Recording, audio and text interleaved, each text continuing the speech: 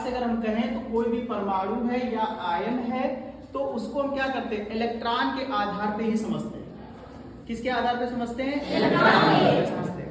कोई भी परमाणु है तो उसमें आपकी क्या पाते हैं? इलेक्ट्रॉन, प्रोटॉन और न्यूट्रॉन, तीन चीजें पाई जाती हैं। यहाँ पर जो संकल्पना दी गई है, रेडॉक्स अभिक्रिया बताया गया।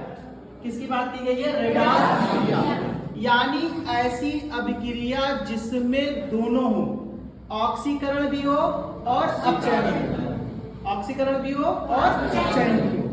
तो यहां पर हमें क्या करना है, जो हमारा टॉपिक है रेडॉक्स अभिक्रियाओं की इलेक्ट्रॉनिक संकल्पना को समझना। ठीक है, इसमें बताया गया कि जो हमारा ऑक्सीकरण है और एक तरफ क्या है? अपचयन है। तो यहाँ ऑक्सीकरण जो बताया गया वो ये बताया गया कि परमाणु हो या आयन हो, इसमें एक या एक से अधिक इलेक्ट्रॉन को ये क्या कर सकता है? खो सकता है या दे सकता है। और इसका दूसरा नाम रख दिया गया अपचायक। क्या रखा गया? अपचायक। जबकि अपचयन की बात की जाए तो उसमें क्या है? परमाणु या आयन इसमें एक या अधिक इलेक्ट्रॉन क्या कर सकता है? ये ग्रहण कर सकता है।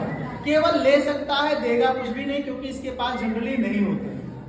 अब इसी पे सवाल जो हमारा आया, यहाँ पर है 2Na, यानी ये किस अवस्था में है? सॉलिड अवस्था में। और इसमें क्लोरीन गैस है।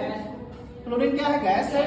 ये जब दोनों आपस में क्या करेंगे? क्रिया करेंगे तो बनेगा क्या? 2NaCl। क्या बनेगा? सोडियम क्लोराइड, जो कि क्या है? साल्ट है, नमक है और ठोस अवस्था में पाया गया, इसलिए इसको सॉलिड कहते हैं। अब यहाँ आप देख रहे हैं तो 2Na यानी सोडियम के अंदर ये क्षमता है कि ये इलेक्ट्रॉन दे सके। तो ये कितना देगा? एक इलेक्ट्रॉन सोडियम एक दे सकता है। तो ये क्या, यहाँ पर दो अणु हैं सोडियम के, तो ये हमेशा क्या करेगा? 2 इलेक्ट्रॉन देगा। तो यहाँ पर इसने कितने दिए? 2 इलेक्ट्रॉन दे दिए। तो यहाँ पर अगर हम कहें तो यहाँ जो आपका बना 2Na+, इसको हमने कह दिया अपचायक, और दूसरा नाम क्या रख दिया? ऑक्सीकरण। अपचायक और ऑक्सीकरण, क्योंकि इसने क्या किया? एक या अधिक इलेक्ट्रॉन खो दिया, दे दिया। जबकि हमारा क्लोरीन जो था, जो हमारा क्या, इसमें पहले बता दिया गया कि हाइड्रो H2Cl2 Br2S8, अगर इस अवस्था में अणु पाए जा रहे हैं तो ये एक मुक्त अवस्था होती है। इस कारण इनकी ऑक्सीकरण संख्या 0 होती है। क्या होती है? 0 होती है। तो इस प्रकार से अगर हम यहाँ Cl2 की ऑक्सीकरण संख्या देखें तो ये 0 है, और 0 से कितने? 2 इलेक्ट्रॉन इसको एक्स्ट्रा मिल गए।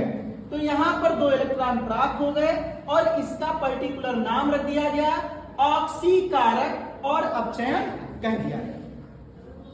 क्लियर?